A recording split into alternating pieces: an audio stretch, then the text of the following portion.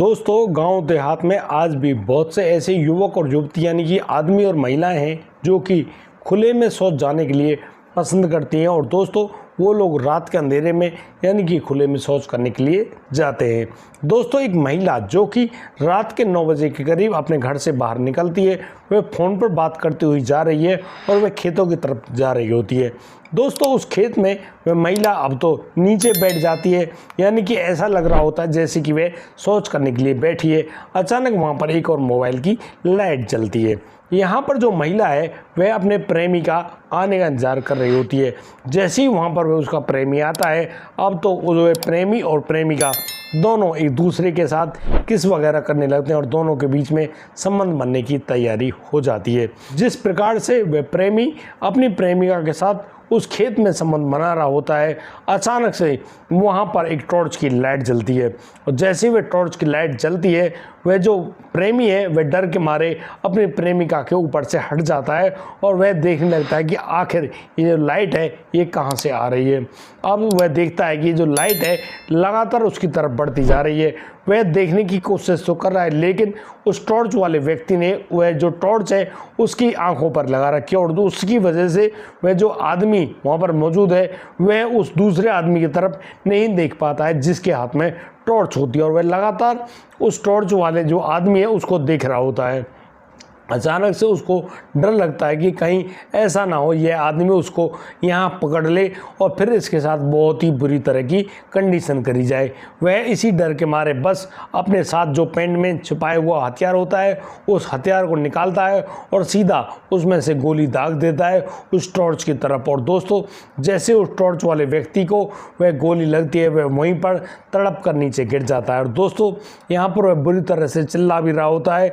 यहाँ पर अब तो वह महिला है और वह जो उसका प्रेमी है, दोनों उस आदमी को वहीं पर छोड़कर वहां से भाग खड़े होते हैं और वह जो महिला है अपने घर में जाकर चुपचाप से सो जाती है।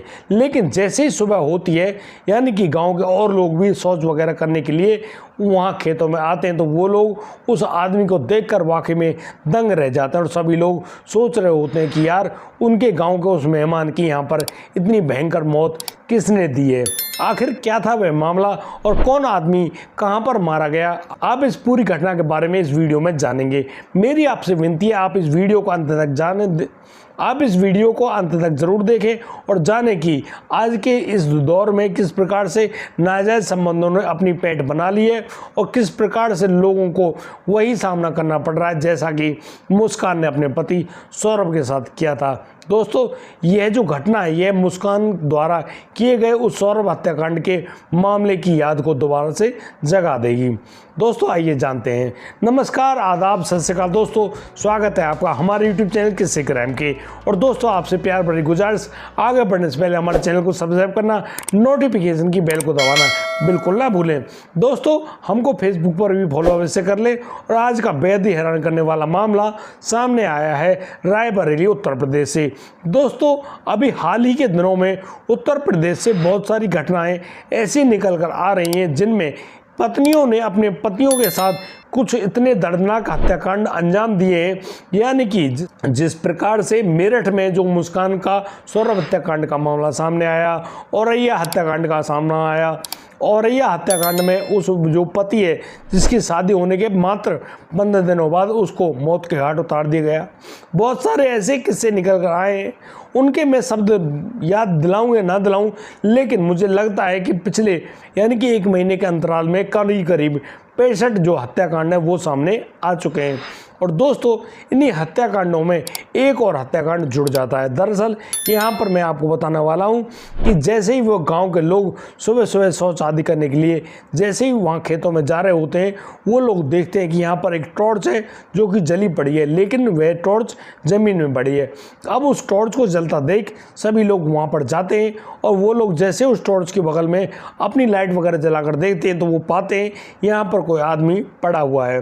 दोस्तों वो लोग उस टॉर्च को उठाते हैं तो जैसे उस आदमी की तरफ उस टॉर्च को जलाया जाता है तो वो इस पूरी हालात को देखकर घबरा जाते हैं। दरअसल यहाँ पर जो आदमी मृत पड़ा हुआ है वह उसी गांव का मेहमान होता है, यानी कि दामाद होता है, और उस आदमी का नाम मनीष होता है।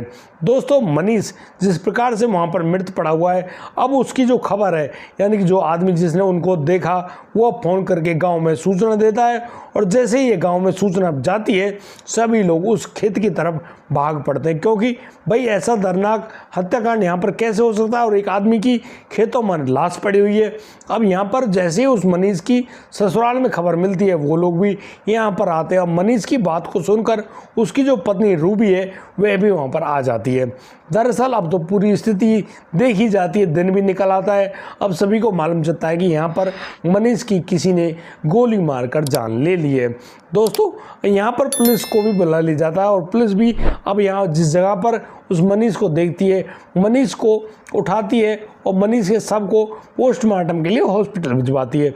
लेकिन इस पूरी स्थिति में मनीष के जो परिजन, यानी कि मनीष का जो बड़ा भाई है प्रताप सिंह, उसके पास भी फ़ोन किया जाता है। अब प्रताप जैसे ही वहाँ अपने भाई के ससुराल में आया है, वह अब यहाँ सीधे आते ही उस मनीष की जो पत्नी रूबी है, रूबी से कहने लगता है कि रूबी, आखिरकार तुमने उसके भाई की जान ले ही ली ना, तुम नहीं मानी। भाई तेरे शरीर की पूर्ति नहीं होती, तुझको तो बस ये हवस और वासना दोनों चीज़ चाहिए, बस तेरे साथ ये गलत काम करने वाला होना चाहिए, तुझको पैसे देने वाला होना चाहिए। और इन सब बातों को मनीष उसको बता गया था, लेकिन तू है कि मानने का नाम ही नहीं लेती है। अब मनीष ने तुम्हें कितनी बार माफ़ किया, लेकिन तुम हो कि अपनी बातों से बाजी नहीं आती, और तुमने इस पूरे हत्याकांड को अंजाम दिया है। अब यहाँ पर एक आदमी जब एक महिला पर, यानी कि उस मृतक की पत्नी पर आरोप लगाता है तो सभी लोग उस प्रताप के चेहरे की तरफ देखने लगते हैं और बड़े ही गौर से कह रहे होते हैं कि भाई तुम इस रूबी पर इस प्रकार से गलत इल्ज़ाम क्यों लगा रहे हो।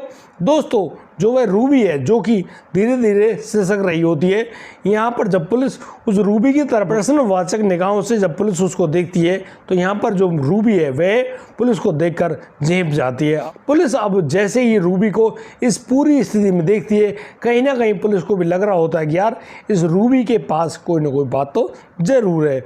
अब तो जो पुलिस है वह सीधी उस रूबी से कहती है कि रूबी, उनके साथ चुपचाप गाड़ी में बैठ जाओ, दरअसल उनको पूछताछ करनी है और तुम चुपचाप पुलिस थाने चलो। अब यहाँ पर जो प्रताप है, प्रताप भी उस रूबी से कहने लगता है कि देखो, शर्म वरम छोड़ो, सीधे गाड़ी में बैठो और पुलिस थाने चलो, दरअसल तुम्हारे बयान लेने हैं। अब यहाँ पर रूबी है वह गाड़ी में बैठ जाती है, वह प्रताप भी गाड़ी में बैठ गया है, और अब पुलिस की गाड़ी सीधी पहुँचती है पुलिस थाने। और दोस्तों, यहाँ पर जो पुलिस है, अब पुलिस उस रूबी से पूछताछ कर रही है और कहने लगती है कि भाई रूबी, अब तुम सच्चाई तो बता ही दो, आखिर तुमने अपने पति के साथ क्या किया है। अब इस पूरी स्थिति को जैसे ही वह जो रूबी है वह सुनती है, ये वह कहने लगती है कि नहीं, उसने अपने पति के साथ कुछ भी नहीं किया है। लेकिन अब यहाँ जो पुलिसकर्मी है वो महिला पुलिसकर्मी को बुलाते हैं और उनको इशारा करते हैं कि इस रूबी को 2-4 थप्पड़ लगाए जाएं। अब महिला पुलिसकर्मी को छूट मिल गई और वह अब उस महिला, यानी कि रूबी के गालों पर ज़बरदस्त थप्पड़ जड़ती है और उसको डांटते हुए कहती कि देख, यदि तूने सारी सच्चाई नहीं बताई तो फिर तेरे साथ 3rd डिग्री अपनाई जाएगी, और वो 3rd डिग्री हमको लेनी आती है, क्योंकि भाई हमारा तो दिन रात का यही काम है। अब थप्पड़ से मानेगी, डंडे से मानेगी, पटाओं से मानेगी, अब जो कुछ भी होगा ना वो सब किया जाएगा। अब इस पूरी स्थिति को सुनकर वह जो रूबी है वह डर जाती है और वह अब एक ऐसी सच्चाई को सामने लाती है जिसको सुनकर पुलिस के भी हाथ पैर कांप जाते हैं। दरअसल वह जो महिला रूबी है वह बताने लगती है कि उसकी उम्र करीब 35 साल है और उसके जो पति है उसकी उम्र भी करीब 38 साल रही होगी। दरअसल उसके बहुत सारे एक्स्ट्रा मैरिटल अफेयर्स हैं, यानी कि बहुत से लोगों से वह लगातार ऐसे अफेयर रखती है और अभी फ़िलहाल में उसका सुनील नाम के इस शख्स से ये अफेयर चल रहा है। दरअसल उसका जो पति मनीष है उसके बारे में सारी सच्चाई को जान गया था। वह लगातार उससे कहता है कि देखो, तुम्हें इस प्रकार के कर्म करने अच्छे नहीं लगते, लेकिन वह जो महिला है वह बार बार उससे कहती है कि देखो, तुम पर क्या जोर पड़ता है, तुम्हारे पास की तो कुछ है नहीं। जब उसको भूख लगती है तो वह खाना तो खाएगी। अब इस हवस की जो भूख है उसको कैसे मिटाए। उसको भी तो कोई ना कोई चाहिए। लेकिन वह मनीष बार बार उसे समझाता भी है, उसको माफ़ भी करता है, उससे कहता भी है कि देखो तुम्हारी उम्र भी बढ़ने लगी है, तुम्हारे बच्चों की उम्र बढ़ने लगी है, तुम्हारा जो बेटा है उसकी उम्र करीब 15 साल हो गई है, अब तो बाज आओ यार, तुम इस प्रकार के जो सीन बनाती हो ये काफ़ी ज़्यादा खतरनाक है।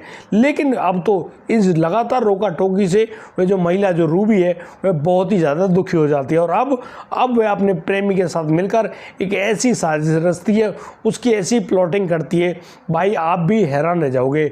वह सोचती है कि यहाँ जहाँ वह मनीष अपने बड़े भाई प्रताप के साथ रहता है, यहाँ पर तो वह अपनी पूरी प्रक्रिया को अंजाम नहीं दे पाएगी। वह अब जाती है अपने मायके और मायके में जाने के बाद करीब 2 दिन बाद अपने पति मनीष के पास फ़ोन करती है और कहती है कि देखो गांव में बहुत ही बढ़िया बड़ा भंडारा आयोजित किया जा रहा है, वहाँ पर देवी माँ की पूजा भी की जाएगी। अब आप एक काम करो, यहाँ आ जाओ और यहाँ पर उस पूजा में भाग लेना और उस भंडारे में भी प्रसाद पाकर जाना। अब इस बात को जान जाता है वह मनीष सीधा अपनी पत्नी के कहने पर अपने ससुराल पहुंच जाता है और वहां पर जाकर वह बड़े ही प्यार से उस भंडारे का आनंद लेता है और रात के समय वह अपनी पत्नी पर ऐसे ही निगाह बनाए रखता है जैसे कि वह पहले से ही जानता है भाई उसकी पत्नी कुछ ना कुछ गलत करेगी। अब इसी एवज में अब वह जो मनीष है वह लगातार अपनी पत्नी को देख रहा होता है और उसकी जो पत्नी रूबी है वह बार बार जब भी उसका पति उसको देखता वह तुरंत अपना फ़ोन काट दिया कर दी। यहाँ उस मनीष के दिमाग में यह बात आ जाती है कि यह ज़रूर अपने आशिक से बात कर रही होगी। यहाँ पर जो मनीष है वह अपनी पत्नी का लगातार पीछा कर रहा होता है और जब रात के 9 बजे के करीब वह जो रूबी अपने घर से बाहर निकलती है उसके कान पर फ़ोन लगा होता है और वह फ़ोन इसीलिए कान पर लगाती है कि शायद उस कान पर लगे हुए फ़ोन को देखकर मनीष उसके पीछे पीछे ज़रूर आएगा। और दोस्तों होता भी कुछ ऐसा ही है, यानी कि मनीष भी समझ जाता है कि अब उसकी जो पत्नी है उसके प्रेमी से मिलने जा रही है और बस इसी बात को सोचकर वह उसके पीछे पीछे चलने लगता है। अब जो महिला है यानी कि रूबी वह अपने प्रेमी से मिलने की बात तो पहले ही कर चुकी होती है। वह अब वहाँ जाती है खेतों में और खेत में जैसे उसको उसका प्रेमी खेत की मेंढ पर बैठा हुआ मिलता है वहाँ वह जाकर अपने प्रेमी से लिपट जाती है और दोस्तों यहाँ पर उन दोनों के बीच में संबंध भी कायम होने लगते हैं। अब तो जो मनीष है वह भी अपनी पत्नी का पीछा करते हुए उसके पीछे पीछे आ रहा है और वह सीधी टॉर्च लेकर लगा देता है उन महिला और पुरुष के ऊपर। वह देखता है कि यहाँ पर दोनों संबंध बनाने में लग रहे हैं खेत के अंदर। अब वह जैसे ही उस टॉर्च की जो लाइट है उसको उस दूसरे व्यक्ति यानी कि अपनी पत्नी के प्रेमी के ऊपर लगाता है, यहाँ पर वह जो उसका प्रेमी है वह अपनी जेब से पिस्टल निकालता है और उस पिस्टल से गोली दाग देता है उस मनीष के ऊपर।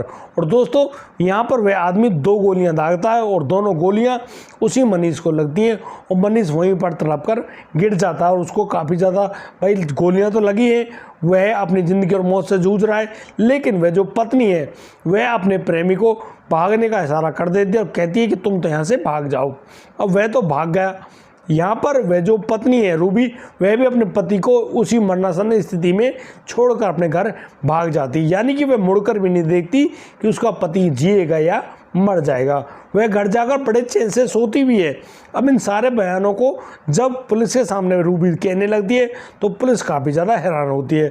अब पुलिस उससे पूछती है कि अब एक काम तो करो, उस आदमी के बारे में बताओ जिसके तुमने प्रेम में पड़कर इस हत्याकांड को अंजाम दिया है। दरअसल अब रूबी अपने प्रेमी का नाम पुलिस के सामने लेने वाली होती है। वह बताती है उसके प्रेमी का नाम सुनील होता है। सुनील जो कि दिमाग से थोड़ा पैदल है, यानी कि वह उस महिला उस रूबी पर बहुत ही ज़्यादा भरोसा करने वाला होता है और इसी बात का गलत फ़ायदा उस रूबी ने उठाया था।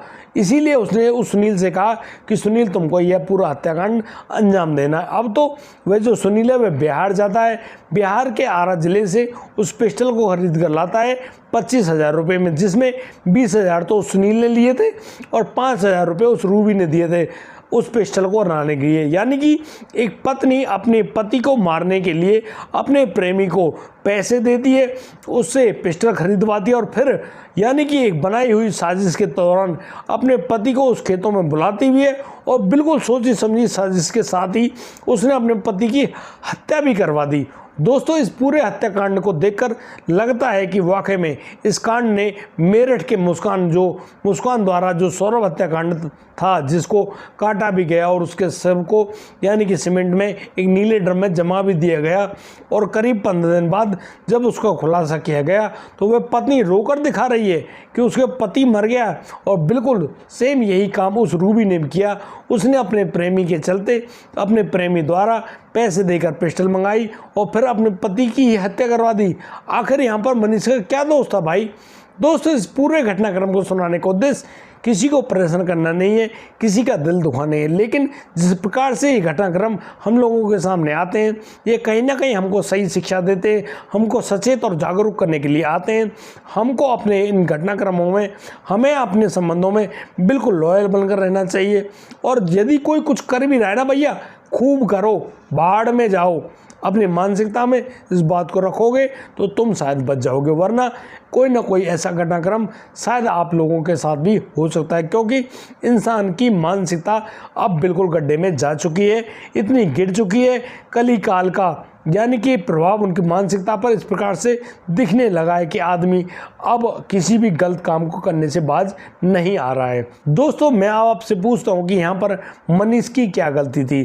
क्या मनीष को अपनी पत्नी के साथ ज़्यादा रोका टोकी करनी चाहिए थी या नहीं, या फिर उस पत्नी ने आखिर अपने पति की जान क्यों ले ली?